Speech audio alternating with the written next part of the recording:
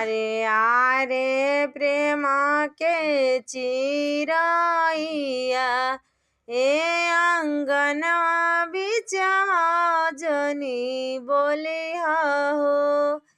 चिहुकी के उठिए हमरे आमा लोगवा ए झपिया सजवे लगी हो।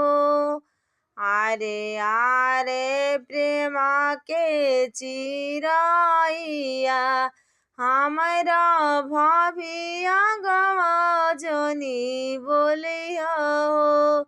चिहुकी के उठिए हमरे भाभी लोगवा ए भेटवा करवे लगी हो।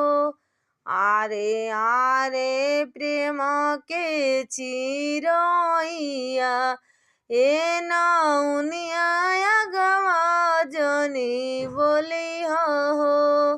चिहुकी के उठिए नौनिया लोगवा ए डोलिया चढ़ावे लगी हो।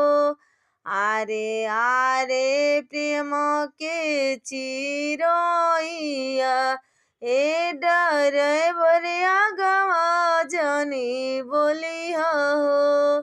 चिहुकी के उठिए डराइवर साहेब ए गाड़ी लेके चली जाइम हो।